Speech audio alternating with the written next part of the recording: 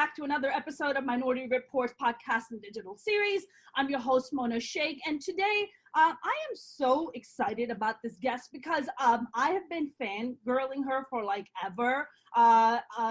She's an international journalist. She has been on pretty much anything you can think of.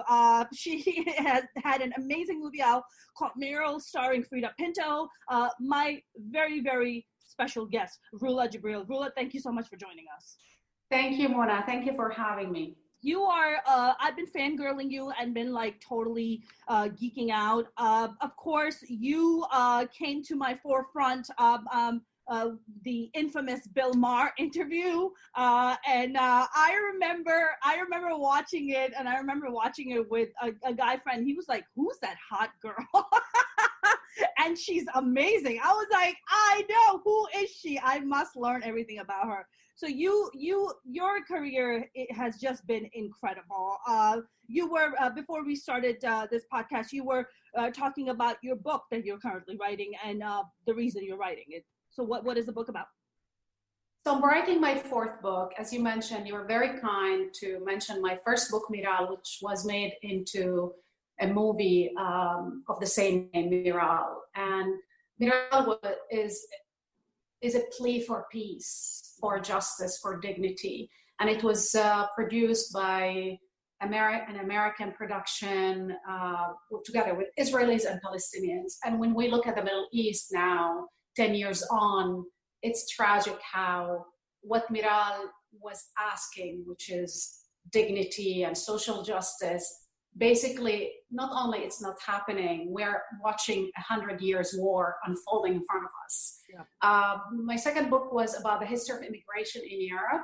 And my third book was The Bride of Aswan, about minorities in the Middle East and how they're treated, especially religious minorities. But then something else, Mona, happened, which is this war on women. Mm-hmm. The far right, whether the global far right, yeah, and the religious far right, they view women as a target. Mm-hmm. So the idea of controlling reproductive rights, or the idea that in certain states, here in America, in the United States, to have an abortion, you can get worse punishment than being a rapist. And this is when you know it's really a war on women. Yeah. In Italy, for example, a country where I lived and I worked for almost 10 years, a decade, a huge percentage of women in parliament, including a Holocaust survivor who's a senator. She's 89-year-old, Liliana Segre, and the president of the parliament, Laura Boldrini. They receive death threats on a daily basis. And they have to basically live under police protection. And this is when I realized that there is this narrative of these nationalists. They go after immigrants, but not only. When they're racist against every minority group. Right. Homosexuals, Latinas, Muslim, Jews. We're in this together. They never stop at one group. So my book is about these remarkable women who led an amazing life. They are an example to Europe and to the Italian society, yet they are viewed as the other. They're viewed as the enemy to fight against. And this is what my book will be about how the far right is targeting women, and especially women who speak up, women who are bold enough to denounce and call out these fascists. Yeah. Really, what do you think? These global far rights that you're referring to, you think they find women a threat because they're so unattractive and we don't want to fuck them? Do you think that's I think they have. That's it. Wow, I never was asked that question. Listen, this is a comedian. I mean, for me, it's the idea. I mean, the more you talk about these far right guys, look at their chief strategist, Steve Bannon.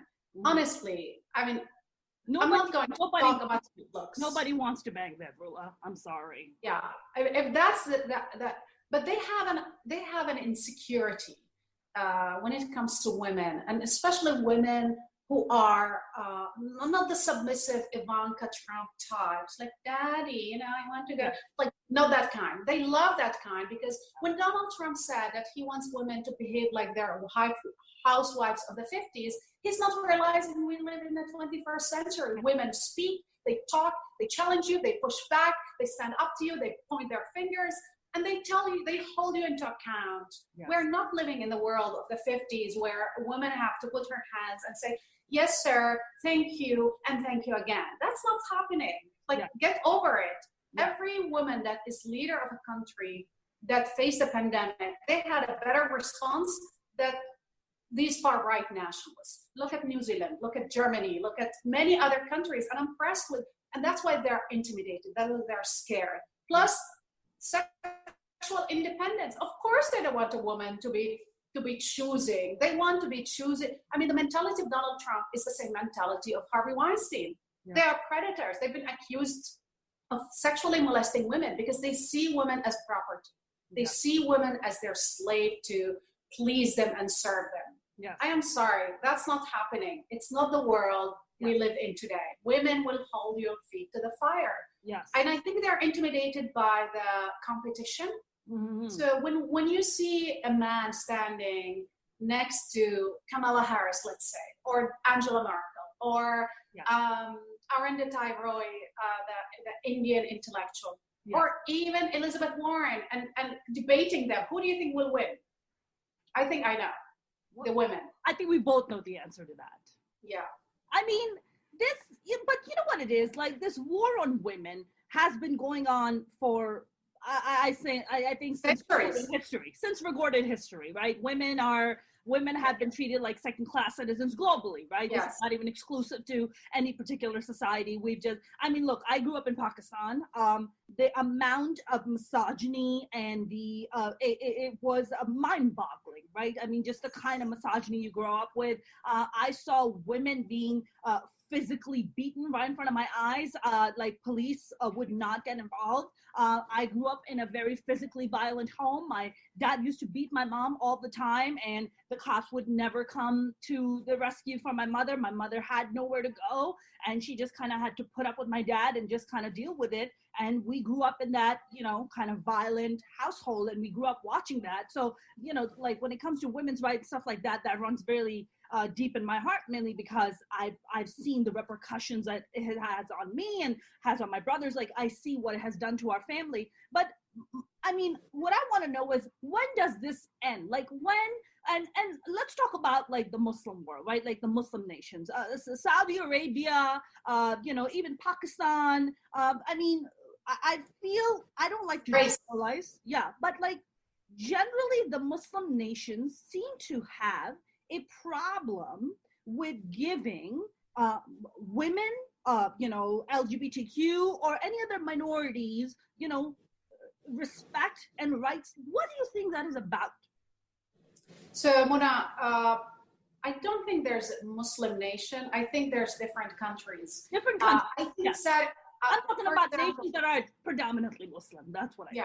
Yeah. So Muslim majority countries. But if you look at the way women are treated globally, I don't think it's about one ethnic group, one religion. And there's an issue with many countries, the way the women position in society and how they're viewed. For example, Saudi Arabia, our ally. When I say U.S. ally, it just really make me cringe. Yes. Because the United States went to war against the Taliban, whether you agree with that or not. Yeah. And one of the motivation was liberation of women. You remember that propaganda about women? Let's go and liberate the women. Yes. Now we're negotiating with the Taliban. The last thing Donald Trump was going to talk about is women liberation. Yeah. But then in Saudi Arabia, you have women who ask the same rights like men, or even asked to drive, exactly like the Crown Prince has been lobbying. The same thing. Lajane Al-Hathloul, 28 years old. She's been in jail simply because she drove and she asked to drive. Women rights activists in Saudi Arabia are being tortured, sexually harassed. By whom? But ordered directly from the Crown Prince, who, when he comes to the US, is treated like a celebrity. That's right. Then he goes and butchers a journalist in an embassy. This has nothing, and the guy professed to be a secular. That's okay? But he wants to govern like a tribal thug, like a tribal leader. Mm-hmm. I go to Iran. When you impose the hijab on women, this is oppression. This is 21st century oppression. But then you go to Syria. For example, Syria, the regime is secular. They're Alawite secular, basically. They are very close to Russia. Yet, the amount of rape and harassment against women is staggering. Mm. And you go on and you go on and you go on. And as we speak, there's 2 million Muslims who are in concentration camp in China. So when it comes to how we view women in society, I think it speaks to if that regime is authoritarian or not, if that regime is using religious to undermine every minority group. Yes. If that government actually believe in universal rights, equal rights, or even in basic human rights. And this is when you see the differentiation, when you see that Russia and basically China is closer to Saudi Arabia than the United States. Yet, we protect Saudi Arabia. So there's a hypocrisy about how we deal with how women are treated. Yeah. I mean, look, I grew up in Jerusalem, and I remember these women in my community who were Christian Muslims and who were secular, predominantly secular, and they refused violence within their community, from their families, and then they refused violence from the establishment and basically the state that controls their life, which is Israel. And they were marching every day in 86, 89, 80, and actually they appointed a woman to negotiate peace with Israel. That was Hanan Ashrawi. So if I look at the women movement, I think we came so far, but not far enough for the rest of the country to be with us. That's right. The countries, what I mean. When Martin Luther King said, injustice anywhere is a threat to justice, he's right. Yeah. These wars elsewhere will come back to haunt us. Agreed. And they came back to haunt us. Donald Trump is basically the sum of all the mistakes that have been done, the hypocrisy, the mistakes, the failures that have been done abroad. Yeah. Whether the issue of human rights or our allies in the region, Saudi Arabia and others. I mean, Pakistan gets $1.8 from the United States. For what?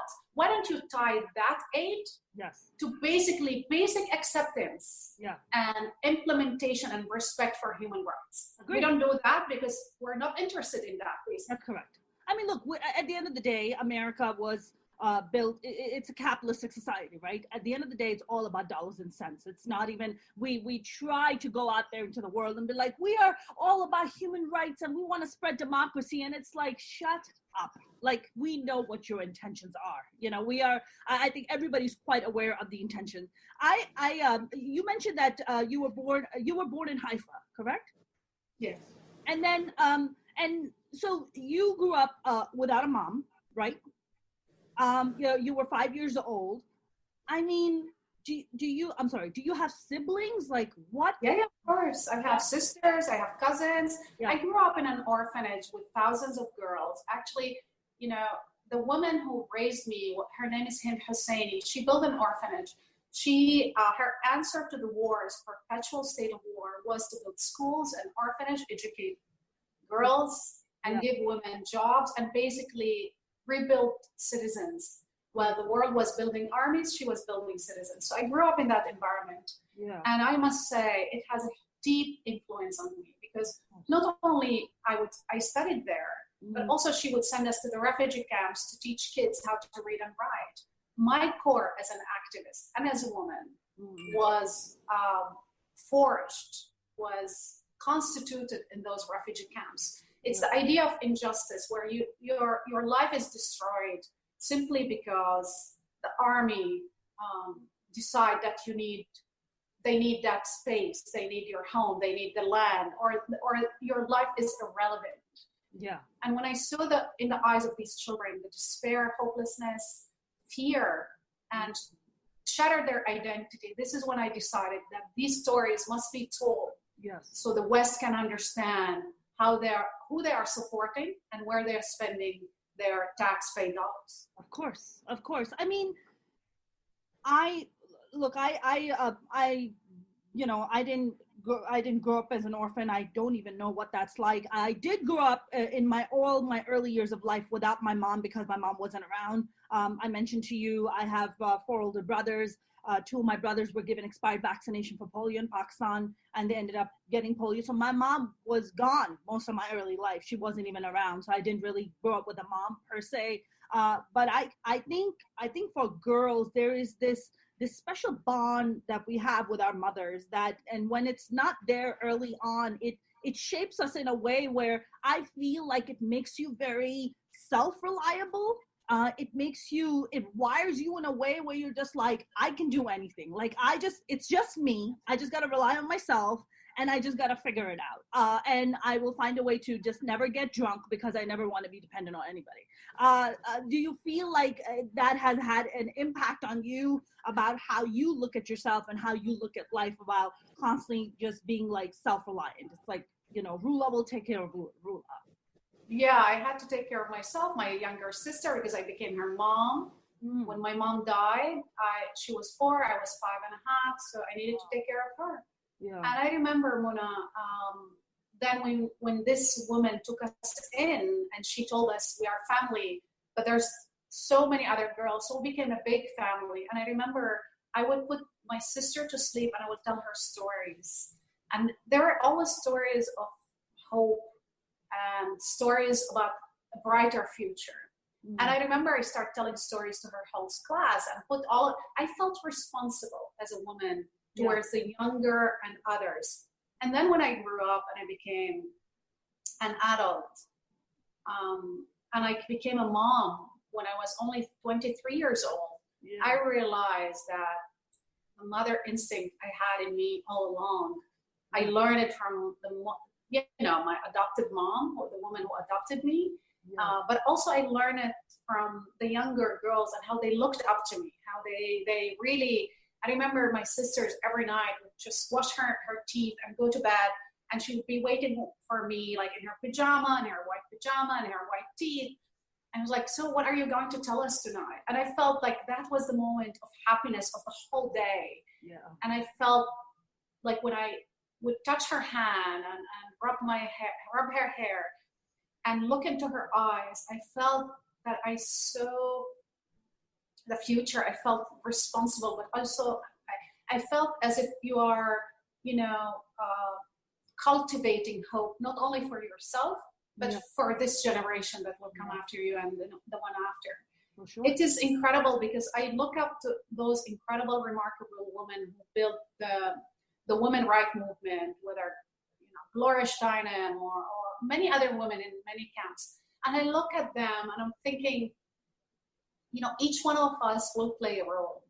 Yeah. And what will define us is how we react to pressure and to difficulties. Yeah. But also what defines us is what we do for the next generation and the next and others. Not only what we do with ourselves or with our career, it's how we help and uplift and empower others. This is what really will define us. Yes. Do you feel like, I feel like this, and this is a global culture again, that women are always expected to be the caregivers. We're always expected to be the ones to be kind and compassionate and put ourselves second and always put everybody else first. Do you feel like it's about time that around the world that we need to start shifting some of that responsibility to men, to start becoming also caregivers, where they're not just the only ones going out making money? Because look, we're making money of our own too. We're not, sitting around waiting for a guy to pay our bills. And do you think it's about time? And do you think it's gonna make a world of difference when we start shifting that responsibility? Like, of course. I mean, look, I love the idea that there's a lot of women like Oprah Winfrey and others give these millions of dollars in philanthropy and women education and other. But I'm so happy to see other men joining. It's not enough. I mean, Jake Dorsey from Twitter, who donated $1 billion and something, and he decided women education. Kudos to you, Jack. Like, finally, great. But you know what? Where's the Jeff Bezos of the situation, who made $25 billion during this pandemic, and he has hard time giving his employees sick leave? I mean, disgrace. It's disgusting. These people are the reason why we have revolutions in these countries. Mm-hmm. When you have injustice, you have revolutions. But also Mike Bloomberg, who spent for an ego trip $1 billion in his failed election campaign. Yes. And then he tweeted saying, oh, I'm so proud of Jack Dorsey. Like, dude, what about you? I mean, like, seriously? What? Shut up. Yeah, exactly. I mean, don't say, don't give him compliments when you are not going to match his pledge. Yes. I mean, I find it really horrifying that somebody like Mark Zuckerberg, and who has, I believe, an Asian American wife, is the guy that is feeding these white nationalists. He's giving a platform to these neo-Nazis. I mean, dude, your children are Asian Americans. You're a Jew. You're going to be a target as well. If you think you're above this, you're delusional. What world are you living in? What the hell? I mean, people around them, they yes them to death because they are wealthy and rich, but actually they need somebody like us to tell them the truth. Yes. I mean, Jeff Bezos in that case, who, owned the Washington Post and obviously is, where my friend Jamal Khashoggi used to work. And he made this campaign and he was targeted by the Saudis who blackmailed him because of his affair, because, they found some compromising pictures. He was bold enough to put these pictures out and say, yeah, I was blackmailed and I had an affair. I admired that. Yes. At the same time, I have no respect for a man that is so powerful and wealthy, and he worth hundreds of billions of dollars, but he's incapable of creating anything beyond himself. It's all for his ego. Yes. It's all for, you're not going to die with billions of dollars. You're going to leave this behind. So you better leave behind a legacy of humanity and dignity and helping others. Otherwise, you will be remembered by history like nothing. Right. I feel like America is becoming more and more an oligarchy than a democracy. Just look at look at all the billionaires and what they do and how they've run the shop. Like they're the ones who are calling the shots. Our voices like ours are not even given like a main platform to even talk about it. And I'll bring that even into stand-up comedy. Look, in stand-up comedy, it's a bunch of straight white boys running the show. They don't want to have somebody like me go up there and talk about my stories and talk about my stuff. They don't want to hear it. And it's just like this giant like a straight white boy club, and they don't want anybody else to play. They don't want any other minorities and us to Mona, whether they want it or not, the world is changing. So they better get on with it, because we're going to reshape this century and this world, whether they want it or not. So either they step up or they need to get out of the fuck of the way. Because women are sick and tired to wait for them to give us permission to be who we are and do what we want to do. That's not going to happen again. So either we're going to restructure what's happening, or restructure not only what's happening, or we demand from our political system to adjust its basically not only policy, its culture. Yes. Yeah. I am sick and tired that a black man is going jogging, running in the street. He gets shot and lynched as if he's living in 1718 or 1720, not 2020. That's right. I'm sick and tired that there was no arrest until a video resurfaced. I'm sick and tired to think that these white thugs can go to state capitals with their weapons, and a kid playing with a toy gun can be shot in a park, and he's only 11 years old. Yes. And I'm tired to tell these people who are trying to lecture me about women's rights, Palestinian rights, human rights, black rights. Yeah. If you didn't develop a record in denouncing my oppression, don't come and lecture me how I need to convey what's happening or how I need to tell my own stories. You know what? If you're not interested in my rights, sit tight. Exactly. I don't want to hear from you. Exactly. No, I 100% agree with you. I want to talk about, I definitely want to talk about the infamous Bill Maher interview, and I hope you're cool with me talking about it. mainly because, I was rewatching it again. And I really, I think Bill doesn't exactly have the best of perception, especially in the American Muslim communities. He's not really looked at as an ally so much. I do you think Bill has good intentions, but it doesn't really come out right from him? What do you think it is with him? I think three things. One, I think he's deeply ignorant about the issue. So he generalizes. Mm-hmm. And he basically, for him, Muslims are all the same. And look, I feel terrible to say this, but if we look at this kind of rhetoric, the Islamophobic rhetoric, this is the same rhetoric that Donald Trump has. So some liberals paved the way for the fascists to rise to power. And if they are not conscious about that, they need to you know what, I give Bill credit for standing up to many lobbyist groups. I give him credit, the Sugar, and many lobbyist groups, NRA and others. But I think when it comes to minorities, I feel like his judgment is formed by far-right pseudo-liberal groups. And I'm referring to one person. I think he's very close friend with Ayaan Hirsi, who I admire her personal story, but I think she's now hijacked totally by the far-right. When she supported Donald Trump and the Muslim ban, she supports most of his policies when it comes to immigration. She even supported Kavanaugh, a guy that was accused of sexually molesting 15 years old. She tweeted more than once, like, we need to confirm Kavanaugh. So those are the people who basically their view of Islam became the view of Islam of Bill Maher, but also of Anderson Cooper.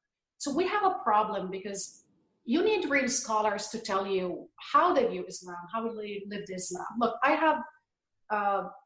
I'm not an expert, but I can tell you as a Muslim woman who grew up in Palestine, our Islam is not the Saudi Arabia Islam or not the Pakistani one. And I lived only 2 blocks from the Aqsa Mosque. But my family was a secular family. And our kind of Islam was more a social, Islam where my father used to pray, but the rest of my family didn't pray. For us, Ramadan was a family gathering and reunion, but also it's a spiritual act where you can feel the hunger and the pain of those less privileged. For us, it was a set of beliefs, but also it was a set of ethics that we lived by. So when Bill Maher tells me that Al-Qaeda is me and ISIS is people like me and my father's and ISIS is the same, obviously my blood will boil. And I tell him, if you would say the same thing about Jews, you would be fired. Because I can tell you in this moment that we can go to Israel and we can find very progressive liberal Jews, but also we can find fanatical ones. They exist in each community. But to criminalize and demonize an entire group of 1.5 billion people, I think not only wrong, but also you open the door for others to take that conversation to the next level, exactly like Donald Trump. I reached out actually to Bill Maher and I invited him to have a conversation again about it. He declined, refused. But not only with me, he banned every liberal Muslim from his show. So he banned them. When you have a problem debating liberal Muslims, then you have a problem with what you really stand for. Because he cannot stand he cannot stand somebody that contradicts him. So he lives in an echo chamber. He wants people to agree with him on everything. And you know what? This is not a debate. This is a monologue. This is not a dialogue. If he wants to have a dialogue, he needs to invite reformist Islamists. Not Islamists, Muslim people. And you have Mahdi Hassan, you have Wajdat Ali, you have other people. But he would never invite those because they would disagree with him and he cannot tolerate them. I mean, I feel like he once had like this Pakistani lady on there, and she was talking about how women shouldn't wear burqas and burqas are about oppression. I feel, and and chime in and please tell me how you feel about it. Look, I didn't grow up in an environment where we were forced to wear a burqa or a hijab, or that wasn't, it's in Iran, it's like that. In Pakistan, it's not like that. Especially, I come from Karachi, which is a very cosmopolitan city. We didn't have that. I had relatives. My grandmother used to wear the burqa, but we were never forced to wear the burqa or the hijab or anything like that. I feel like at the end of the day, it's all about freedom, right? If a woman wants to choose to wear a burqa, that's her choice. If she wants to choose to wear a hijab, that's her choice. She doesn't want to wear the hijab or the burqa like we don't. That's our choice. But at the end of the day, it's about freedom. We're not going and telling men, hey, because you should dress a certain way because I don't want to see your scrawny legs. I don't want to or you're not allowed to take Viagra because hey, must be God's will that you can't have an erection. So okay, good luck. Exactly, Mona. I agree with you. So it's about freedom. So when Saudi Arabia and Iran imposed hijab on women, this is oppression. Yes. Last week, something happened in Italy. There was a girl, her name is Silvia Romano. She was kidnapped in Somalia. She came back after 18 months of being hostage, and she's wearing the hijab. First of all, she's 23 years old. She came down she arrived to Italy. Sorry, is she Italian? Sorry, is she Italian. She's Italian, okay. And she was there with an NGO, and she was teaching kids how to read and write in Kenya. And that she was kidnapped and then taken to Somalia next by Al-Shabaab, by a terrorist group.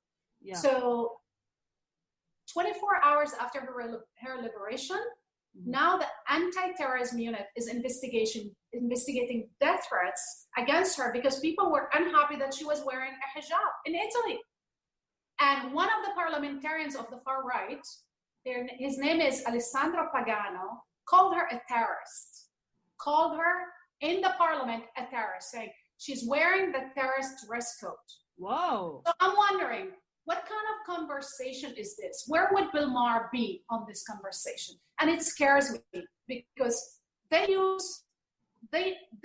these far right and neo-Nazis, they hide behind these liberals to justify their oppression of minorities. I am fine if Silvia Romano, this girl, chose to wear the hijab while she was in captivity because she felt threatened and she needed to hide her body. I am fine that my aunt who had cancer and she doesn't have hair decide to wear the hijab because she doesn't want to wear a wig.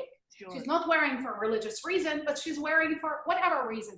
It's her choice. If it's a choice, they need to have that choice and be guaranteed the safety within that choice. I just want to remind you, last year in New Zealand, a far-right terrorist went in a mosque and shot people. That's right. You know who he mentioned in his manifestos? He mentioned basically Breivik, the guy that killed 77 children in Norway. He mentioned an Italian neo-Nazi, Luca Traini, but also he mentioned a lot of liberals. And Breivik mentioned Ayane Hirshali. Wow. He mentioned her. To justify his crime, he mentioned her. So when a terrorist mentions you and is hiding behind or justifying his action behind your own ideology, this is when you understand these are not sets of ideas to debate. These are sets of action to fight against. And this is why I'm not willing to debate neo-Nazis and white supremacists and far right. Bill Maher is misguided, and I hope he rethink because he has a powerful platform. Yes. And he rethink about the generalization. He's right if he will tell me that Al-Shabaab and Al-Qaeda are thugs and terrorists. He's right. I agree with him on that. Actually, I will go further. These are an aberration. These are a disgusting aberration of what we believe Islam should be. Yes.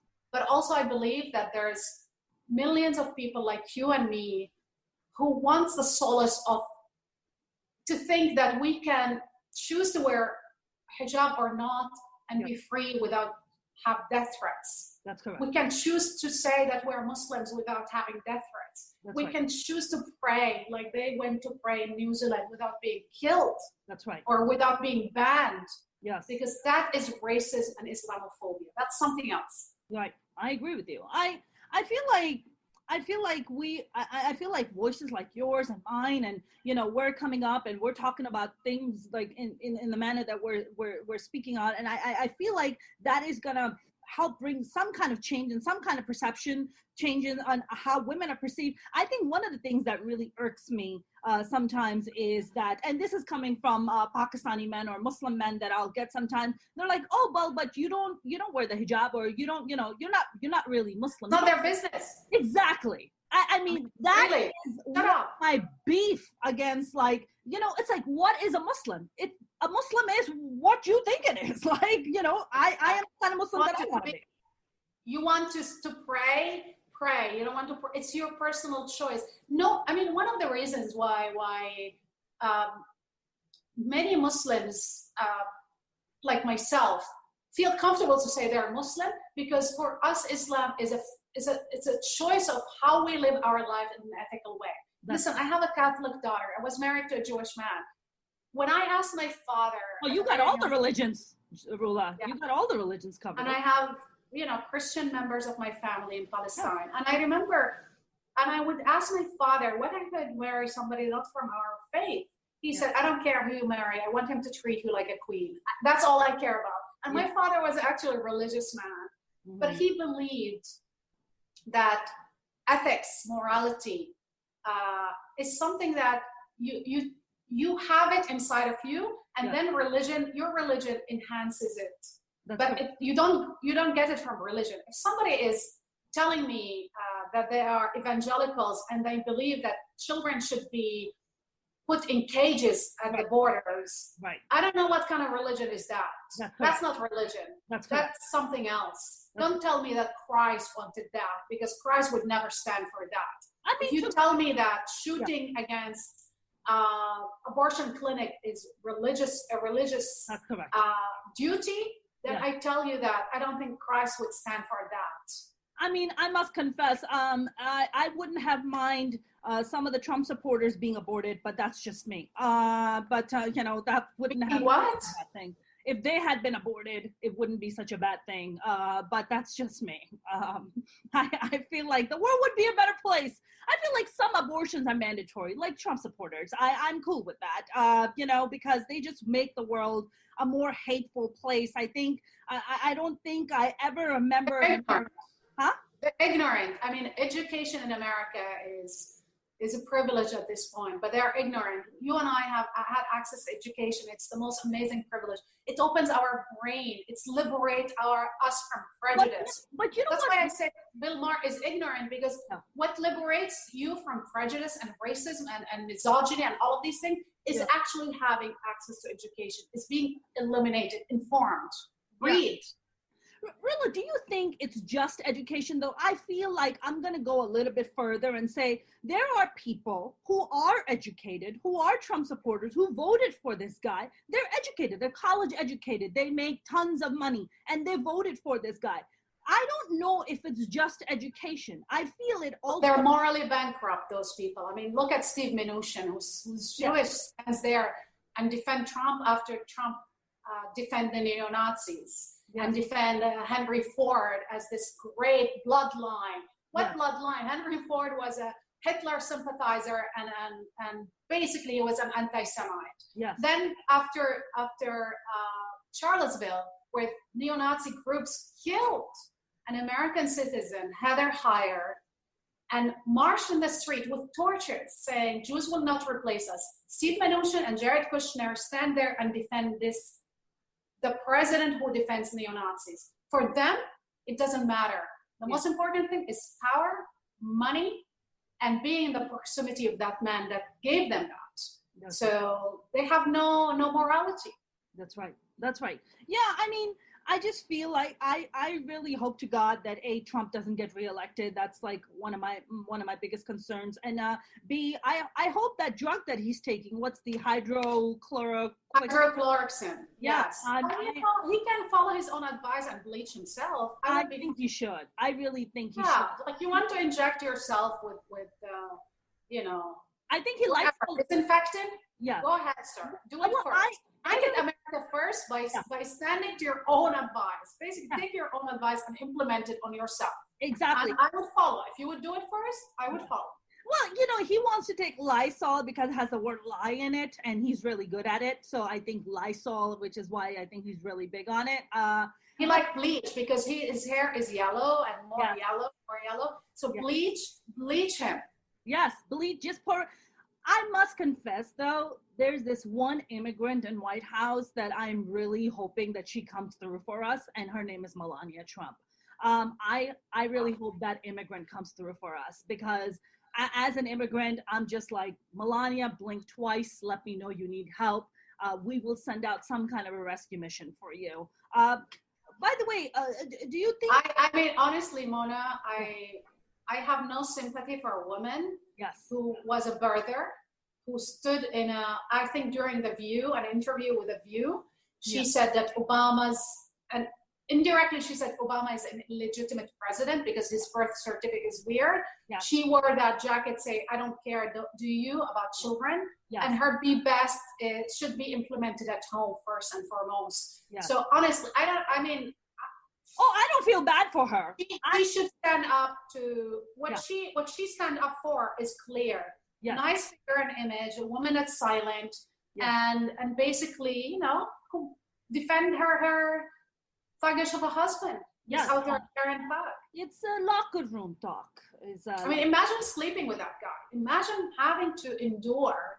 He doesn't sleep with her. He eats cheeseburgers in bed instead. You know that. I understand. At a certain point, she slept with him because they had a baby. And at a certain point, she was his whatever. I'm not so sure how they bragged about his sexual performance. So I don't want to go into that, but what I want to say is she married the guy. She is with a guy for a reason. And whatever that reason, it's not for the benefits of other immigrants. No. Because under his leadership, we have the most oppressive administration in U.S. history when it comes to diversity and immigrants, especially women of color, especially people. I mean, he called countries shithole countries. Yes. And he said, "Oh, I want people from Norway. Why don't I? What do Norwegian people? What is the benefit from having people from Norway? I'll tell you what. Yeah. They're white. That's right. I mean, I feel like he might also be hunting for a younger wife. I think Melania might be getting too old for him, so he might be looking for a younger wife. So, Yeah, well, I wouldn't surprise if what's her name, who he treats like, I mean, for me, it's jarring and it's shocking to see in the White House Ivanka sitting and speaking as an advisor. I grew up in the Middle East where Saddam Hussein had his son, Ardaian Qusay, Gaddafi had his son Saif, Mubarak had his son Jamal, and they all brag as if it's a family affair and it's not the government. They treated the country as if it's their backyard, as if people are their slaves. When Ivanka speaks, I have chills because it reminds me of authoritarian countries that what is a sign of authoritarians? You basically consolidate power by putting your relatives in powerful spaces. Exactly. I was in two places where Ivanka was there. She's 20, and where she was standing with the world leader, and everybody was looking at each other like, what the hell is this? Yep. And then in Doha, in Qatar, when she came, and she was interviewed, but she didn't want to be interviewed by journalists. She brought with her the spokesperson from the State Department. Okay. So basically, Ortega, her name, this spokesperson came and interviewed her. So she used the State Department of the United States as if her servant to basically interview her during this forum in an Arab country. The same night, there is a dinner in her honor. Why would any country give a dinner in the honor of not even of the state, of the Secretary of State, but of Ivanka Trump? Why on earth? Right. I mean, what kind of country are we becoming? Are we becoming China? Are we becoming Saudi Arabia? Are we becoming Libya? I think we're a combination. I think we're becoming a combination of these two. And I feel like if he doesn't leave the White House, and quite frankly, I must confess, I think one of my biggest fears is that if Trump doesn't get reelected, is there going to be a civil war? Are his lunatic supporters going to come out in the streets with their guns and their rocket launchers? Yes. And their out-of-shape bodies with their, with military. We will have blood in the streets. we will have blood in the streets. Let me repeat this. In 2015, I predicted Trump victory. Everybody was laughing. I wrote an op-ed comparing him to Berlusconi. Everything in that op-ed is true and basically happened. From delegitimizing the judiciary to his war on the media. I wrote that in 2015.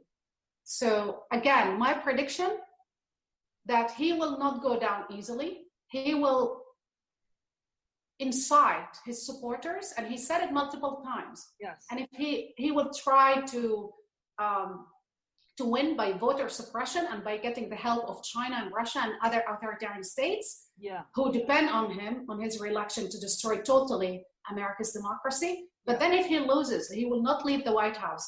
The Secret Service will have to go pull him out. Yes. And in those days between November and January, he will unleash his thugs and his white nationalists. And there will be shootings against people like us. Muna, read my lips. I'm saying this again. This is the most dangerous, the darkest moment for America between now and January next year. You know, I mean, it really is terrifying. And, you know, I don't think you're that far from the truth, quite frankly. And I think my fears are, you know, the same as yours. Do you think when people like Trump or, you know, or even let's go to Saudi Arabia, let's go even to Pakistan, let's go to, you know, even Egypt, you know, when leaders like that get elected, do you think that is a reflection of the society, of like the society tolerating leaders like that or wanting leaders like that to lead them into abyss? Do you think it's a reflection of the society? So I think Donald Trump election is a culmination of 3-4 failures. The war on terror. Trillions of dollars were spent. I believe $7 or $8 trillion. Yeah. Hundreds of thousands of Americans were injured. 5,000 or 7,000 soldiers were killed. And we failed in that war. 20 years of that war. That war was lost. Yeah. So this shakes the American public belief and faith in their government. Second, the economic crisis in 2008. A lot of people lost their homes, savings. No banker, not even one, the people who are responsible of this economic crash ever was held to account or went to jail. They became richer and more powerful. These are two big failures. So what this triggered is basically lack of faith and delegitimizing of an entire system, which paved the way for Trump to win. How did Trump win? Trump won by dividing, with his racism, misogyny, but above all made the average American believe that the system is so corrupt, is so focused on itself, that he could speak. You know, when he talked about ravaged America, I think it was January 17th, where during his inaugural speech, where he talked about the carnage, the American carnage. Yeah. And average Americans who are sitting in their homes, who saw this economic crash, who lost everything, who sent their sons to fight this war on terror and then lost, they don't believe anymore in the establishment. They think the establishment is a bunch of corrupt liars who will never hold the banker to account. Not that Trump would, but what they felt that they need to send a sign to the establishment. And the sign was, fuck you, we will elect this guy because you're not listening to us. Yes. So unless we listen to those people, to the voiceless millions of Americans, to the disenfranchised, to the poor, to the hungry, to those people who are suffering, we will have another Donald Trump that is by far worse than him, because he will be smarter. Yes. He will be a real neo-Nazi who will be so smart to basically rub the worst instinct. Yes. Within that. By the way, I don't know why people keep calling neo-Nazi. There's nothing new about being a shitty human. So I don't know. Yeah, I don't know. Like, you're still the shitty Nazi you were before. Like, there's no neo here. You're just a shitty person. Like, you're a garbage human being.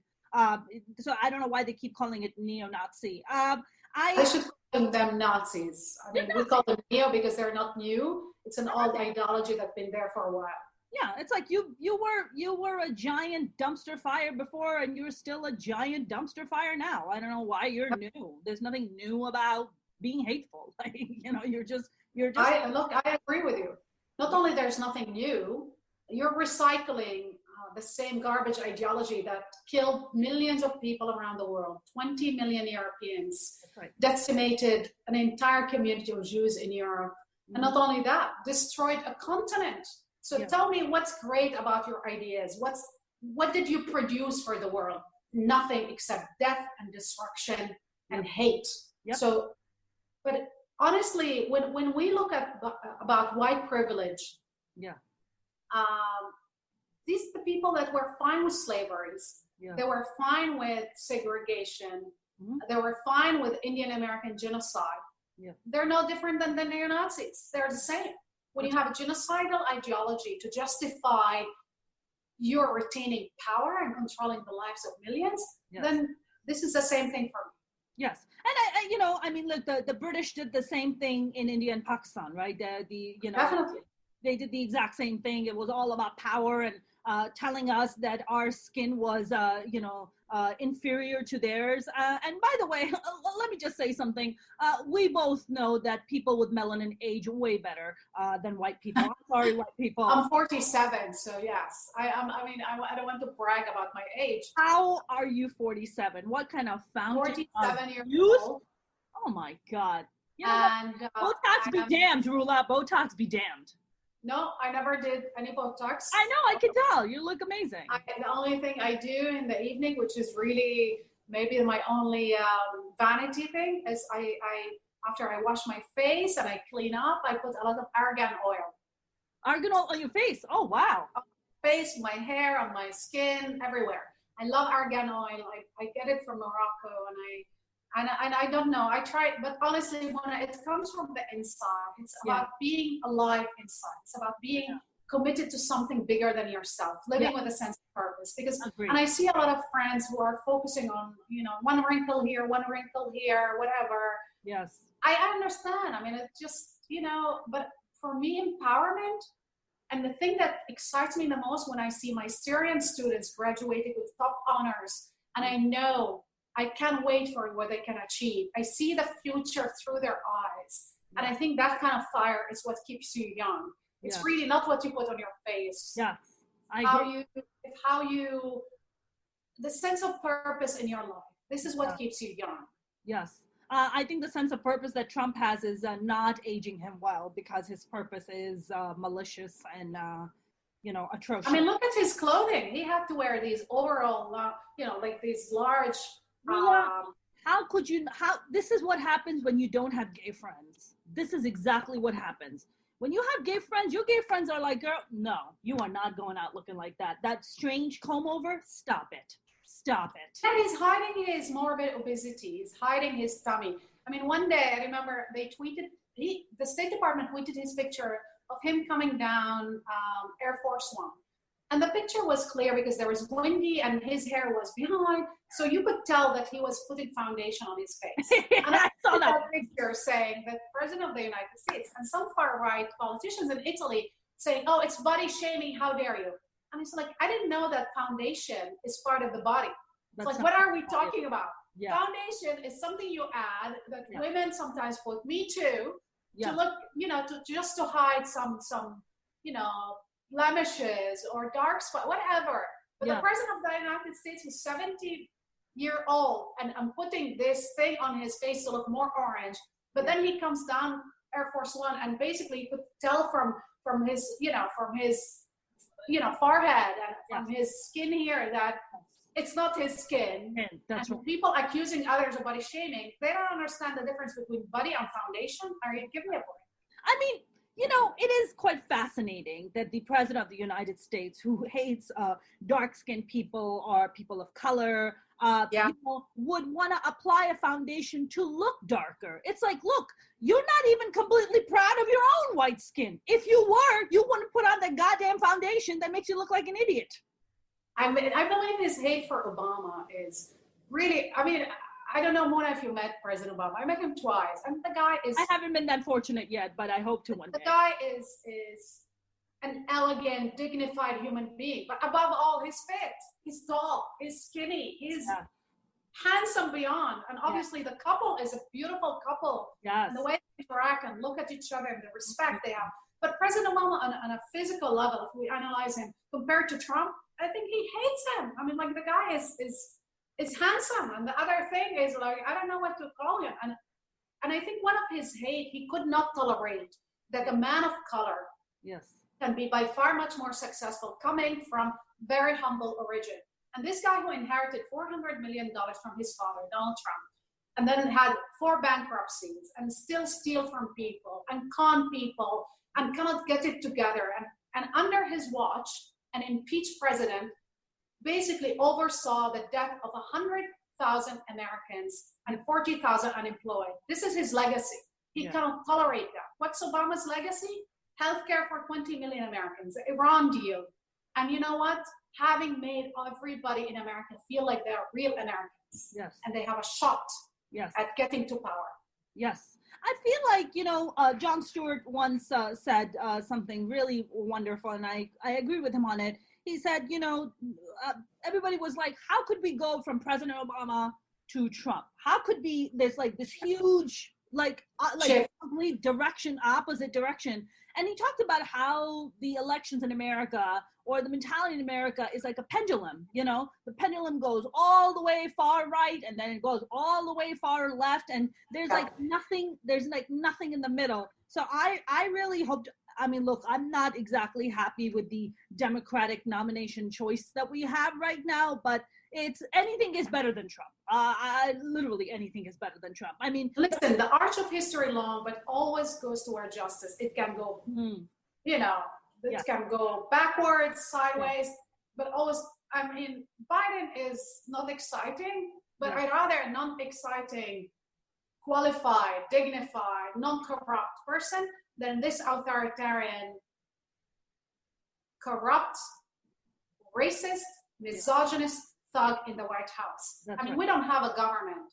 We basically have a consortium of corrupt people working for their self-interests. We have a mafia group taking advantage of the government. When Jared Kushner goes to the Middle East, do you think he speaks about America's national interests or America's national security? He's lining up his pockets. That's why he's friends with MBS and MBZ and all of these tyrants in the Middle East. Of course. He's working for the Kushner's family and Kushner future. He's not working for the Americans. Yep. When do you think Wahhabism, this extreme form of Islam that these Saudi government assholes are putting out there, and then Muslims like you and I have to kind of go up and try to clean up the mess and have these conversations to help change these perceptions that these assholes brought on? When do you think that ends? In what lifetime does that go? Okay, no more Wahhabism, no more, halas, no more. Listen, if you think of the first ISIS state is Saudi Arabia, which was established in the 60s, okay? The 60s was the birth of the first successful ISIS state, Saudi Arabia. And then they decided to export their ideology because they had the money and the means all over the world. Yeah. I think this ideology is dying down because the overwhelming of young people around the Muslim world who are better informed than their parents and grandparents, they're questioning the core belief and looking at the achievement. What did Saudi Arabia achieve so far? In their own homeland, in their own country, nothing. Actually, the little oil they had because of these mistakes that MBS did, now they're losing the leverage of having even being an economic power. That's right. So they're looking at the Arab or rulers in the Middle East. Yes. Yeah. Saudi Arabia and Iran. What did they create? Mass unemployment, mass corruption, mass radicalization. Nothing else in their countries. Do you really want to go on holiday to visit Saudi Arabia and Iran? No, thank you. What are they doing? They're waging war in Syria, the Iranians. The others are waging war in Yemen, the poorest country in the Middle East. It's a total disaster and total failure. So if you are a Muslim woman or boy sitting in let's say Nigeria, and you look at your future, it's like, where do I need to look at my future? You're not looking at these Muslim countries because they're a failure, basically. Correct. And you're looking elsewhere. You're looking at Europe. You're looking at, Far East. You're looking elsewhere. Mm-hmm. So I believe that when I read the history of Islam and I think of Harun al-Rashid, which was one of the Khalifas, and the era of that was the amazing Ahmed. Thank you so much for joining us for this podcast. I will see you guys next week. Don't forget to subscribe to our channel for Minority Reports. Watch, like, subscribe, share with your friends. I'm bringing in artists from around the world, not just the U.S., not just from the West, but also from the Middle East, across the board. That's what we want. Artists, change makers, you name it, we're going to bring them. Thank you very much for tuning in. I'll see you guys next time. Of that kind of Islam, and that was in the 12th century. Yes. And I look at now. Yes. They took us backwards, not forward. That's correct. That's 100%. I mean, I couldn't agree more. I believe that the reason the Muslim nations that you just mentioned and their achievements have been zero. I feel like there are like top 3 things that I feel will help propel them out of the darkness that they are currently in or continue to be in. Number 1 is separation of church and state. I feel like it's mandatory. There's no even question about it. Separation of church and state, mandatory. Freedom of speech, freedom of religion, freedom of journalists and media to be able to question. Right.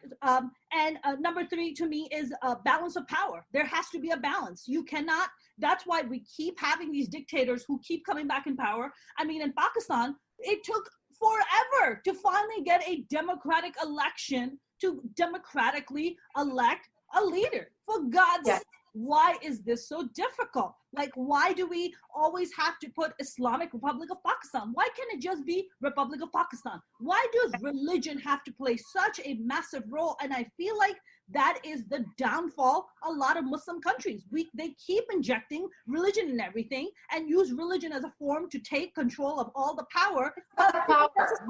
It's about power. They're exploiting Islam to keep power. I mean, like, you're right. We need a separation of church. And also in the Middle East, we have a lot of Christians. They don't want to be under Muslim rule. And Muslims don't want to be under Christian rule. And we have Jews. Nobody wants to be another religion rule. Let's have a secular rule for everybody. And then you exercise your religion and your right to pray the way you want.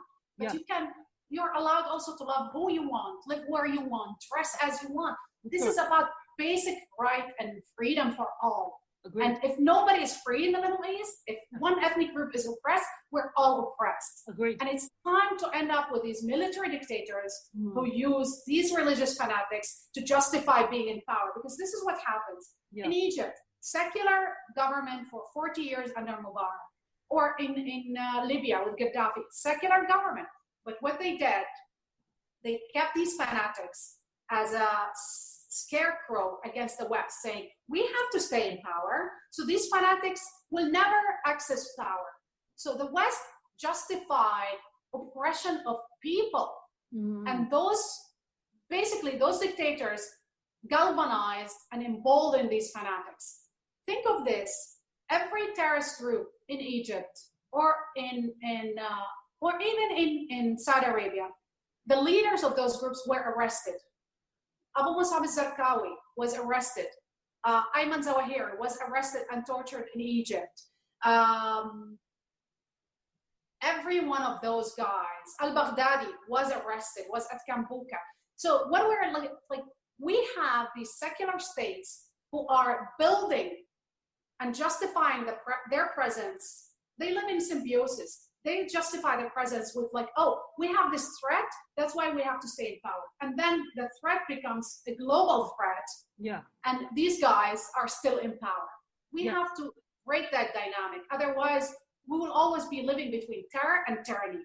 It's time to break the cycle.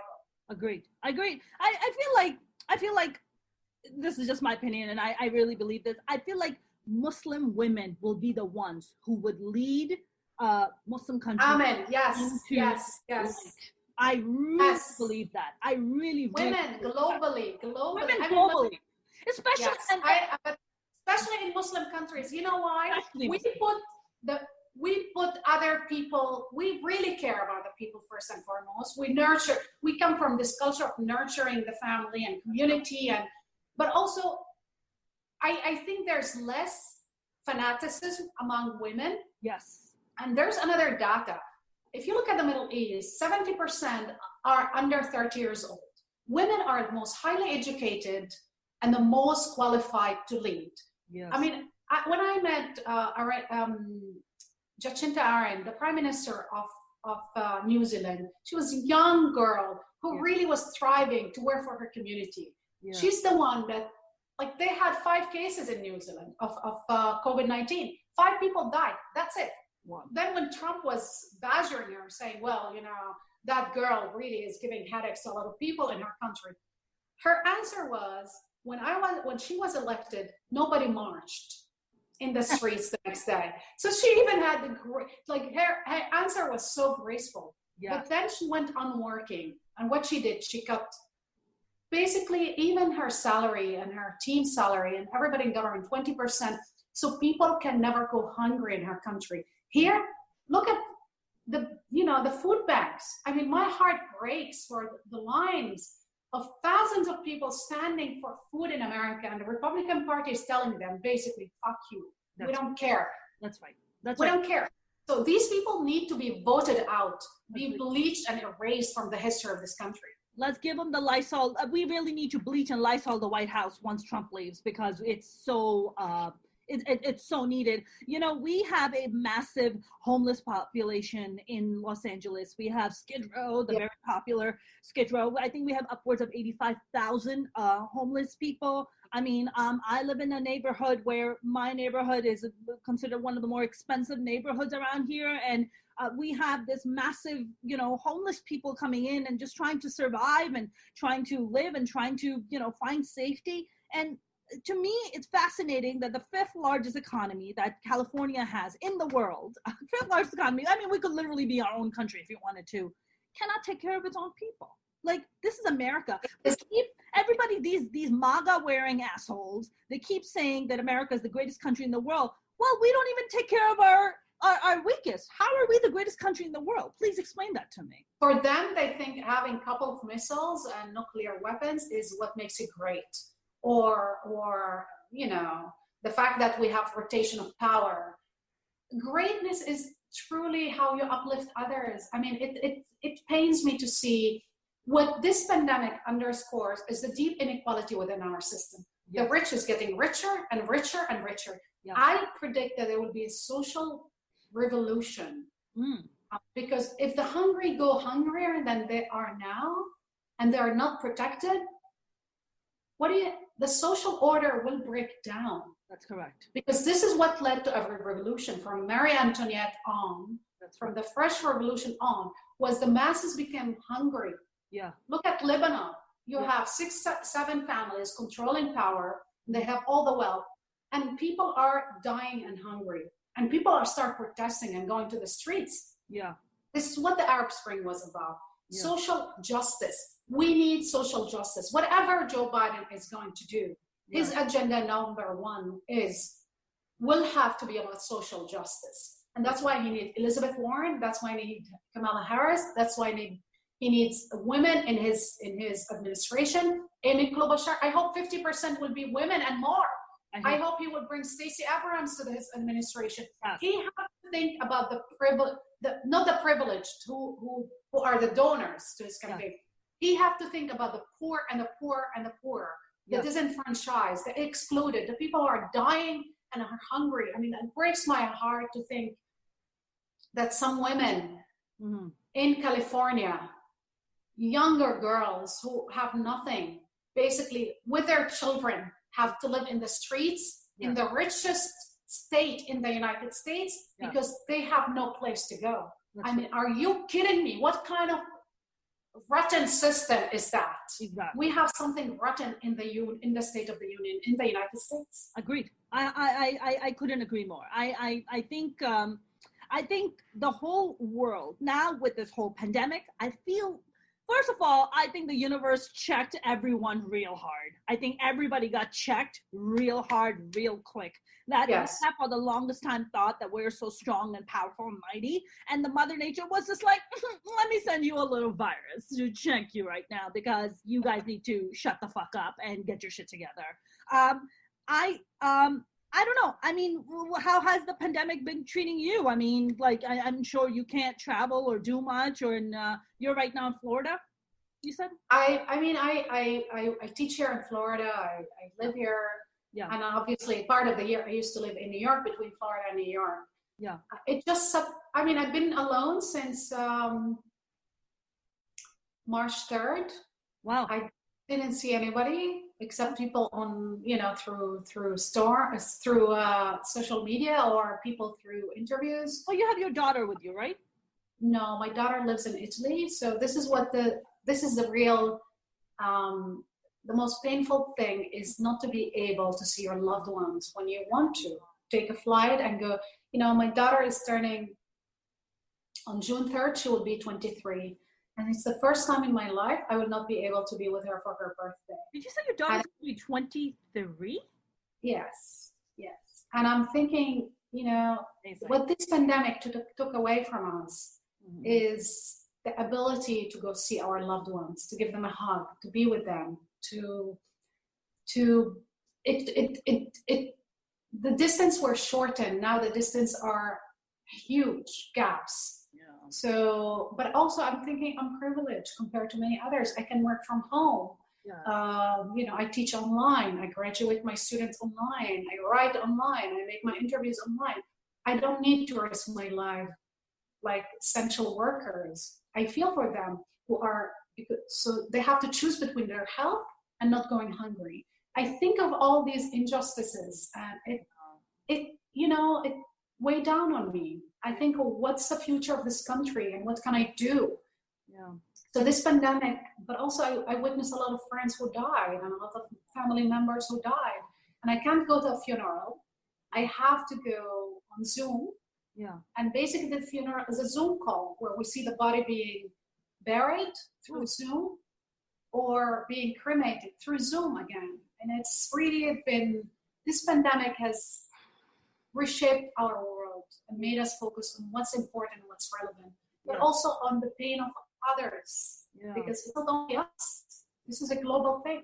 Yes. I mean, I really do hope, as horrible as this pandemic has been, like you mentioned, like losing friends and, innocent lives being lost, I really hope that it does, help shape people's perceptions about what's important, what's not. Like, we don't need to keep watching the Kardashians and have that as an important thing in our lives. Like, we have doctors and nurses, and essential workers who are risking their lives every day, that we are going to be giving them so much more love and respect than we ever have, because they have been at the forefront of this fight, I always said that the Kardashians, we live in a country where the most entertained and the least informed, and it's on purpose. So people know more about the size of Kim Kardashian and her marriage and her deranged husband who's black, and he doesn't realize that he's embracing basically a white nationalist. By the way, he drank the bleach before anybody else did. So yeah. Yeah, and because he's an opportunist. Yeah. So we need to stop celebrating this trash. That's right. We need to stop celebrating and promoting it. And all of the fashion industry that's been focused on celebrating the celebrities because they were celebrities, not because they did something exceptional. We need to start looking at substance, truth, dignity. Yes. And we need to stop looking at people for who they are and what they did and their contribution to humanity. Yeah. Not their contribution themselves, because you know what? We all take care of ourselves. That's correct. But if our, raison d'etre or our Trump doesn't take care of reason to be there is to get wealthy and more powerful, I don't care about that. Yeah. Or to promote how good looking you are and what amazing. You need to inspire me on a different level. And I hope we start inspiring each other on a different level. We become more humane. Yes. More humane. Agree. I 100% agree with you. We're gonna start wrapping up. I think you had mentioned your book. When do you think is the book is coming? I hope in 7 months. Total 7 months. I'm just writing as fast as I can. Yeah. But in the meantime, there's 3 things I do for myself and during this quarantine, which is important. Listen to music, Okay. write, Yeah. read, and I cook a lot. Oh. So I make yes. So something I really am becoming good at because I'm experimenting with food. Yeah. And I'm becoming more and more vegetarian because obviously the more I think about the meat process, Yes. The meat packing and how people have to get sick so people can eat meat, it scares me. And this is about the ethical choices that we can do on a daily basis. Yeah. But Muna, I have a question for you now that how are you holding up with this pandemic? How am I holding up? Getting hairier by the day. So, so being. Don't worry, nobody sees that. So just trying to put as much light on my face as I can, so it's not a lot of hair. Trust me, this is everywhere, Rula, and it's not attractive. It's just on the head. It's attractive. You never know. Some people like that. So don't worry. Some people are into that whole bushy situation. But yeah, that's not my jam. Just eating and getting fatter, so that hasn't been helping much. But honestly, just trying to do my online weekly comedy shows, just trying to give a platform to other comics like myself and just global comics. And really, I think my real intention about doing the online shows was just look, in America, we think that things are going bad, and yeah, they are. I mean, definitely when people are losing their lives and friends and family members who are dying because of COVID. But also, people are sitting in other countries who have it way worse than we do, way worse. And I feel like it's such a great way to get perspective on look, we still have it good. We're still pretty blessed. Let's count our blessings. Let's be grateful for what we have, and let's try to be good and be better human beings. If we can help someone internationally, nationally, it doesn't matter. Just I feel like everybody needs that perspective, and they need to come out of themselves and look at what's happening around the world. It's not just us. Everybody else is suffering, and some people are suffering way more than we are. Way more. And when people complain to me from Europe that they took away their freedom because of the lockdown, I say, well, I'm sending you sympathies of the people in Gaza and the people in Kashmir. Are you kidding me? Took away your freedom because they're trying to protect you and flatten the curve for a while. Are you kidding me? And this is when you feel that they're so self-centered. Yeah. They have no clue how the world is suffering in this, and how you're people in African countries who are forced, or people here in America who are forced to be in these assembly lines or in front of a food bank or just to get the check from unemployment. And I see these friends who are actually smart people being so selfish and self-centered and lack any perspective. It just makes me, it shocks me to my core. Yes. But also I think if I look at the people who like us suffered and think of the suffering of others, I think this is the kind of group and community that will make a huge difference and change the world. Agreed. I have no doubt about it. Look, I see it in myself. What are the chances that the girl who was raised in an orphanage would have this voice today to be able to say what she's able to say with total freedom and also pay a price for it? Yes. It's the conviction that we have to reshape our reality. Yes. That there's other people who are suffering more than us. Yes. And I hope that one day you and I share a meal together. I really hope so too. I mean, I hope once this pandemic kind of slows down, hopefully I pray we find a vaccine soon and people are taken care of, that when you come to LA, or I can make a trip out to Florida, and I would absolutely love to meet you in person. It would be my honor. So it would be the same for me, Muna. And thank you for everything you're doing. I mean, comedy is so important because that's why powerful people hate and fear, comedians, because they because they want to appear always as the strong man, confident.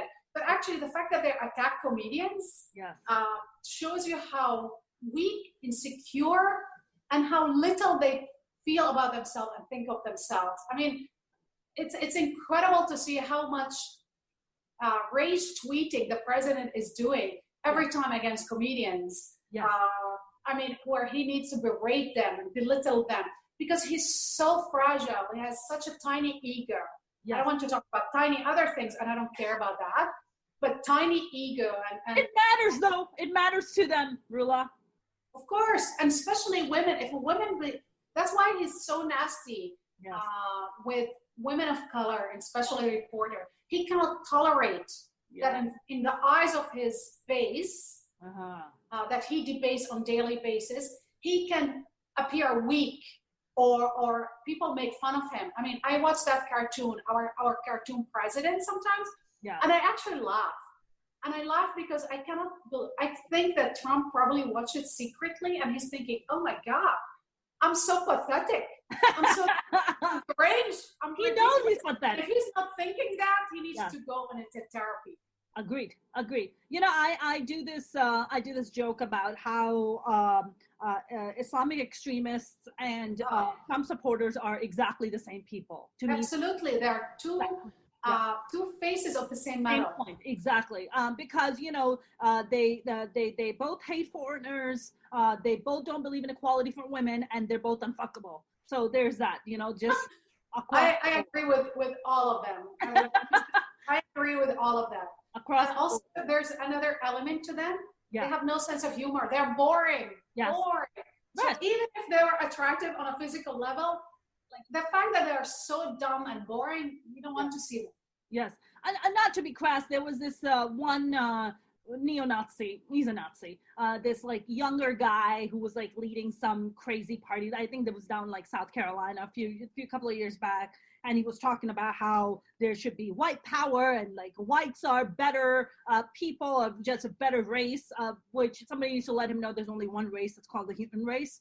But I looked at him and I was like, I would love to sit on his face, like, so he would just shut up. Because, you know, I would love to do that. And I hate to be this crass, but when I look at these people, I'm like, how do you shut these people up? Like, how do you do that? Like, I don't agree with it. I mean, usually these racists who deem my humanity and my dignity as inferior, not only I don't engage with them, I don't debate them, but I make sure that whenever they're invited anywhere, and people legitimize their views, to make sure that whoever is interviewing them has the arguments on the other side.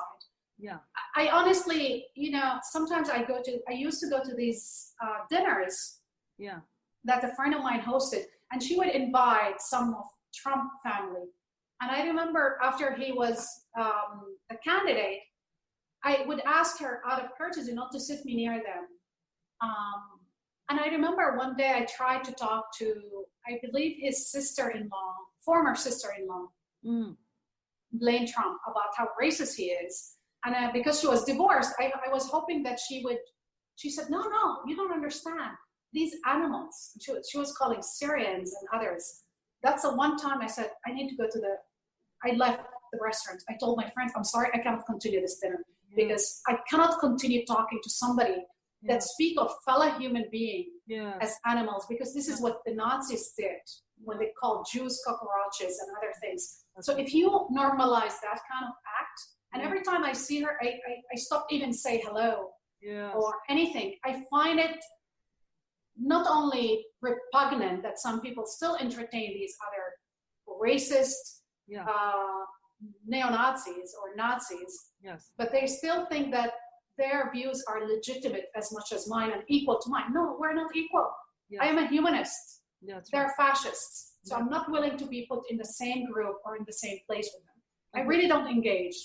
And when people try to say that I am intolerant, that I wouldn't debate them, I'm not that. You don't debate somebody that diminish your humanity. Because it's what they're doing. It's a framework for crimes. Any law or any idea that diminish my humanity and the humanity of others basically opens the door for genocide. I'm not willing to engage with that. That's correct. No, I'm 100% with you. I really am not gonna lie. It did send a bit chills down my spine when you predicted about, being like blood in the streets if Trump doesn't get reelected. And I really hope to God that doesn't happen. But, you and I both know that his supporters are out for blood. Like, they really don't care. They will do whatever it takes to keep him in power. And I really hope to God that we don't lose our checks and balances, which is what he wants gone, right? He wants the checks and balances. He has a lawyer, Bill Maher, trying to do it. Remember, that guy. We had people sending bombs to CNN. We had people who went in, basically start shooting already in a mosque, in a synagogue. And we have synagogue shootings, Tree of Life. We had a church shooting with Dylan Roof. We already had people going to the Maryland Gazette and killing journalists. So these are this is the beginning of a longer revolution that's going to be bloody. Sadly, I wish this would not happen. Yes. I hope to be wrong. Yes. But if I'm reading the signals right, as I did in 2015, yes, we're heading towards a season of red blood. It is really scary, and you just spoke about revolution, and I wanted to ask you, one couple of last things, and then we're going to wrap this up. Revolution. Revolution to me is a very interesting word. I feel like revolutions are sexy when they start because the people are rising up and taking their power back. But I feel like what happened with the Arab Spring, that revolution, it quickly kind of dissipated because it wasn't an evolution, it was a revolution. What do you think of that? Well, first, the arch of the revolution can be long. And if you look at American history, between when they drafted the Constitution and when it was ratified, it took 7 years until the Battle of Yorktown, when it was finally ratified and it became the Constitution of the United States of America. Okay? So it was a long arch. If you think of civil rights movement in America, it took a longer arch. Sure. The Arab Spring had counter-revolutionaries, by the way, who did not want the people to get active, organized, and basically give power to the people and have social justice democracy. The counter-revolutionaries, Saudi Arabia, the Emiratis, pumped billions of dollars to reinstate the dictatorship in Libya, in Egypt, and then you have others like Iran and Russia pumping billions of dollars. $30 billion were spent to crush the Arab Spring. $30 billion Iran spent in Syria just to keep Assad in power. Imagine if that amount of money, billions spent on science, spent in education, on building building infrastructure. No, there's a death machine and they're pumping billions of dollars so they can keep their power and everybody else dies. That's right. This is what they're building. In reality, a genocidal machine where it doesn't matter. Yeah. Your voice, your humanity, your dignity, whether you're hungry, whether you're dying, what matters is that the ruler stay in power. Even if he stays in power on top of a cemetery. Yes. That's what they care about. This is what's scary. Yeah.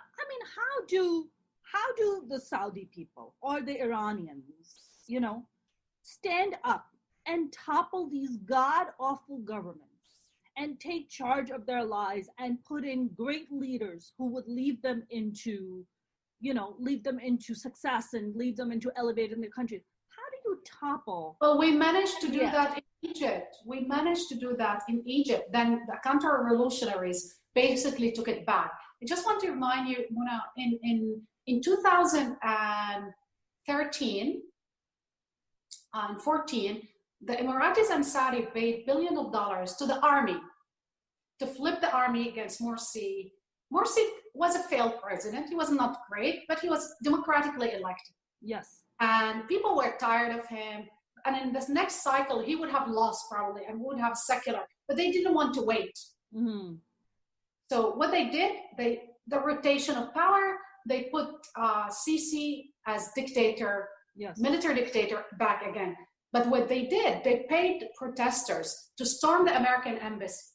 When President Obama was basically in office, the protesters stormed the American embassy. So America felt like threatened, and they basically had to back off of supporting the Arab revolutionaries. And I think we need to break that cycle with the West, where the West is convinced, and democracies like France, Germany, and others, that Sisi is okay. No, Sisi is not okay. Sisi is the guy that's building so much resentment and hate that people rather a terrorist than this secular dictator. Yes. Corrupt tyrant who's killing their hopes, their dreams. Yes. So if you don't want terrorists or radicals, then you need to stop supporting these dictators. Yes, agree. I mean, I really think all the Muslim women need to, especially in Saudi Arabia, in Iran, just need to stop sleeping with their husbands and being like, look, you need to start. That's Liberia. This is what Liberian women did. Sex drive. Yes. Where women stopped sleeping with their husbands. Yeah.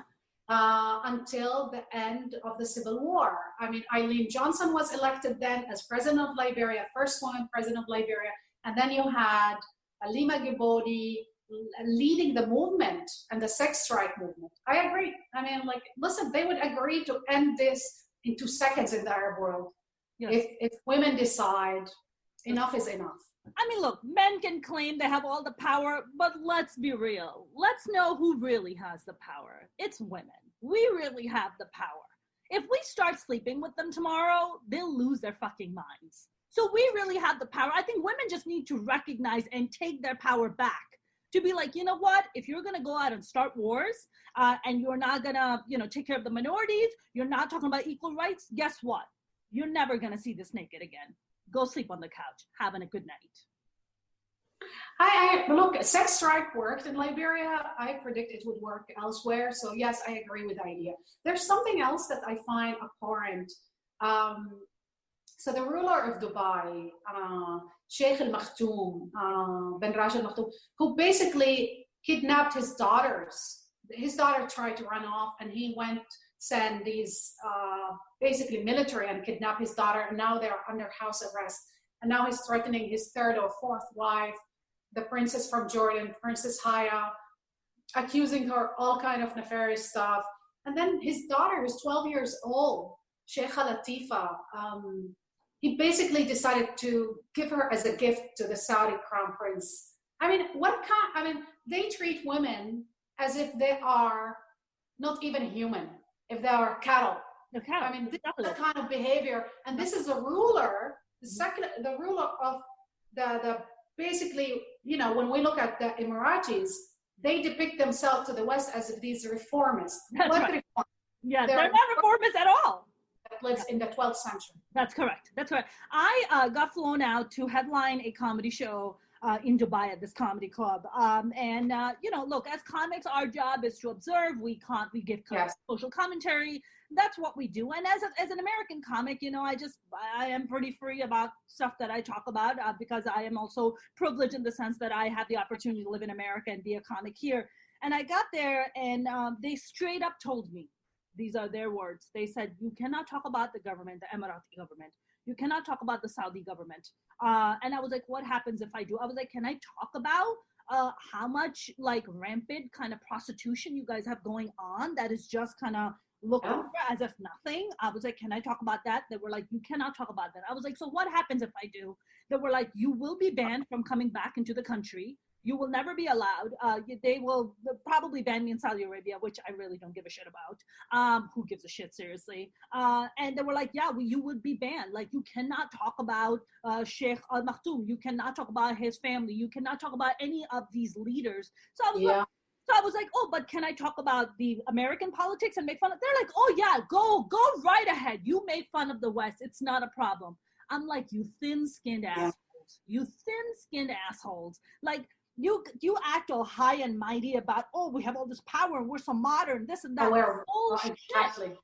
Bullshit. So something happened to me 3 years ago actually, where I was invited by Foreign Policy magazine, David Rothkopf, to attend cultural festival. So he calls me, I'm in New York, and he calls me and says, Rula, we don't have any Middle Eastern voices. I would love you to attend. You will be speaking on the same panel with Madeleine Albright. Okay, great. And honestly, it was 14 hours of flight. I thought, okay, because I like David. He allowed me to write about the Middle East, Syria, and other things. So I owed him. And I liked his wife, who was like an amazing opera singer. So I fly 14 hours. Yeah. I land. Yeah. And when I landed, I realized that I got a phone call from a friend of mine who worked with Human Rights Watch. Yeah. And she asked me to speak during this conference about a lawyer who worked for Human Rights Watch, who was arrested and sentenced to death to 10 years in jail for a tweet, for one tweet. So I wanted to raise his issue. Clearly, they listened to the phone call. As soon as I landed, two hours after, my talk was canceled. My talk was canceled. I went to the forum. They said, "Sorry, we can't allow you to speak. We cannot allow you to speak." I looked at David and I said, "What's going on here?" He said, "I cannot tell you, but we had an order from the government that you're not allowed to speak." Cool. And because of my position regarding Saudi Arabia, they didn't realize, I think, who I was until I landed. And then when I landed, it was clear. They basically censored me totally. So I told David, I said, okay, I need to leave now. If I'm not speaking, I'm not going to stay. He said, no problem. He was mortified because he was already there. The team was already there. Basically the forum, the cultural forum was already there. Then I had this talk with a minister. I believe she was a minister. Her name is Al-Kabi, Noor Al-Kabi. And she kept telling me how bad Iran was and how bad Turkey was and the Islamists and everybody else. I said, Noura, you made me land here, and then you are forbidding me from speaking and telling me how bad the other is. Why don't you look, instead of looking at the others, why don't you look at how you treated a guest who flew 14 hours just to come to speak about culture and citizenry and basically about, I mean, you have one Middle Eastern woman. Everybody was basically American in that forum, in that cultural forum. So they are whitewashing their image by making all these Westerners go there and show how amazing the Emiratis are. And basically they're governing exactly the same way like Saudi Arabia is governing or any other authoritarian regime in the region. That's right. And the way they treat women is the worst. Yes. I will never forget, Mona, in my flight, there was an Emirati, businessman, and he was sitting next to me in poor business class. And he said, oh, I believe I saw you somewhere. Maybe on Al Jazeera you were talking. I said, yeah, I appear on Al Jazeera English. He said, oh, you're that Palestinian woman that there was a movie about you. I said, yes. And he said, oh, there's that Indian girl in the movie. What's her name? I said, the actress, Frida Pinto, yes. He said, we have a lot of those here as mates. I said, I beg your pardon, what did you say? What? A lot of Indians here who are workers, essential workers. He said, my maid, his home maid, looked like Frida Pinto. I wanted to vomit. I said, do you realize how utterly racist that is? Do you know that? He said, no, I'm just, it's a fact. I said, no, it's not the fact. You don't say that the actors look like your maid, and that's a fact. If you think this way, you're so racist. Do you understand that? So I said to him, what if I tell you that my driver is an Emirati guy? Would you feel comfortable with that? So I think he was confused because he was never confronted. That's right. About these issues. That's right. So the Emiratis are basically a PR machine. Yes. But what's beneath that is a rotten, authoritarian, mafia regime. That's correct. And a lot of Emiratis, and I think we have that here with like the Saudi princes who come to LA. They get their expensive cars flown in and they do drag racing. There was a situation where there was a Saudi prince who was in Beverly Hills and he tried to rape his maid and he thought he was going to get away with it. And basically he was going to go to jail and rot in jail and have rape charges against him. But basically the Saudi government stepped in, cut a deal with the US government and said, we'll just put him on a private jet. We'll just fly him out and we'll just ban him from ever coming back. I mean, these are the kind That's why their women are running off. I mean, look at these girls, Saudi girls who are running off. They go to study abroad. They don't want to come back. Of course And not. the Saudi regime start bullying other countries to bring back these women against their own will. I mean, they're protecting rapists and misogynists and terrorists. The last terrorist attack we have in the United States was a cadet, was a Saudi soldiers who happened to be linked to Al-Qaeda, who came here to be trained with American soldiers. What are they exporting, the Saudis, if not terrorism, misogyny, and racism? Yes. I mean, that Saudi Arabia is a cancer to Islam. Let's just put that. I agree. They are cancer. I'm into that. They have always been a cancer. They're not getting any better. And, you know, this is a controversial thing. And I made a post about that. And all these Muslims came down on me like freaking hell. They need to come down in Saudi Arabia. They need to stand up to the Saudi thugs. Precisely. My comment was, we Muslims around the world spend so much money going for Umrah and for Hajj, and we put billions of dollars into a regime that works against us, that works against our interests, and that works against our perception. And I was just like, I think what Muslims need to do is stop going to Hajj. We need to pull our money out. Instead, we take that money and help out the poor Muslims within different countries, within our own countries, within our own societies. We need to take that money and empower our own people. Refugees that are dying because of cold, Syrian refugees, they're Yemeni refugees, they're Palestinians, they're Iranians, people who are dying. In Egypt, the overwhelming majority don't have food. So you want to send to Hajj, with all respect, there's other priorities. Save people's lives first. But they don't want to educate people. Rula. But Rula, so many Muslims are just like, nope, that's my, that is mandatory on me as a Muslim. I must go and perform the Hajj. And I'm like, no, you don't. No, you don't. You can take that money and give it to the Syrian refugees. Just like you said, give it to the Muslim refugees who need the help. But there's such brainwashing. How? Yeah, I agree. There's a lot of these, what mandatory, you know what? After Jamal Khashoggi was killed and these women who was dismembered like he was a lamb or a cow in an embassy, then you'll hear all these stories of women rights activists. Why would I want, even if it's mandatory, why would I want to go in what's so-called the homeland of Islam when the ruler of that country is treating his own people like this? Why would I want to contribute to empower financially that oppressive, thuggish mafia regime? What reason? I mean, Prince Bonso, as I call him, doesn't deserve our sympathy or humanity. He deserve to be held to account? He deserves to be put on trial. I mean, the guy put his own relatives, not even the Ummah or the Muslim world, his own relative. He puts them in the Ritz-Carlton and torture them until they hand him money. He's using them as an ATM card every time he needs cash. I torture you, cut your balls, give me your money. So why would I want to empower that? I mean, look, I don't mind them cutting the balls of these assholes. I don't really mind that part, but like everything else, I really don't know in which lifetime. Do we get to see this in our lifetime? Well, Muna, I don't know if it's in our lifetime, but I know something changed. So there's polls coming from out of the universities across the Middle East that the religion influence in young people is disappearing, is being obliterated. And the legitimacy of the Saudi rulers or family it's at its lowest. He's a toxic brand. He's a pariah, basically leader in the United States and across the world. And it's obvious. That's why now they're hiding behind the Israelis, and they went to normalize the relationship so the Israeli can fight for the Saudis and on behalf of the Saudis. That's not happening.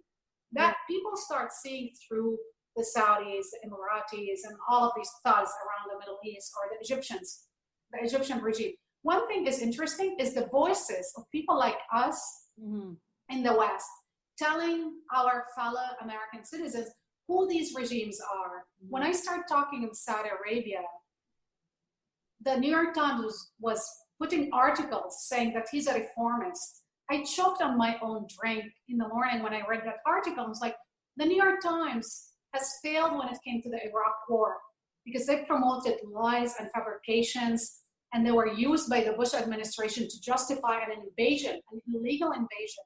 Now they are being brainwashed or seduced by this thug. Yeah. 6 months after he killed Jamal Khashoggi. 6 months after that article in the New York Times, Jamal Khashoggi and people like you and me try to warn the West. They need to listen to voices from our region in order to understand what they are dealing with.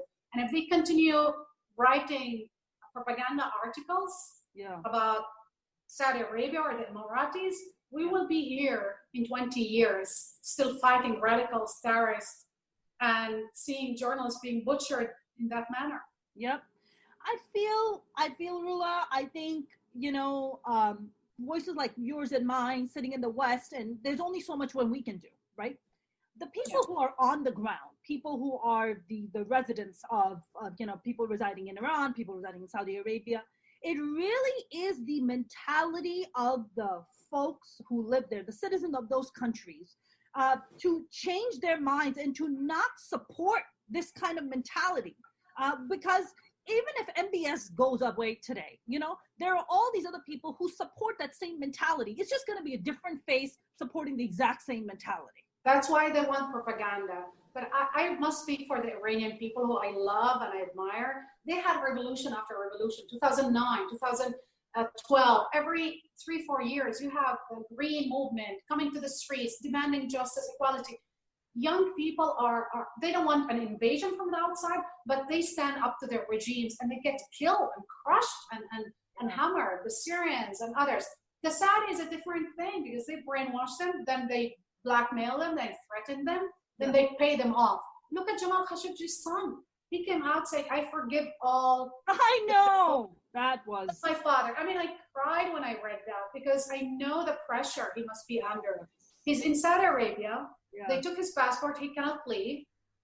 And then they paid him off I think $10 million and houses and luxury estate. And they basically ordered him to forgive the killers. And he did it. He did it because probably he's scared. And they'll probably kill him. Siblings. He's terrified. Listen, if they managed to kill his father, who was a known journalist, what could they do to him? Even worse. Exactly. I really hope to God that we get to see these major changes in our lifetime. I really do.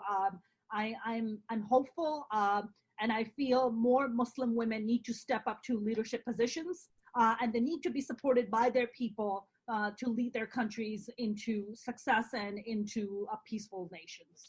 Inshallah, Mona for president, and Mona for president.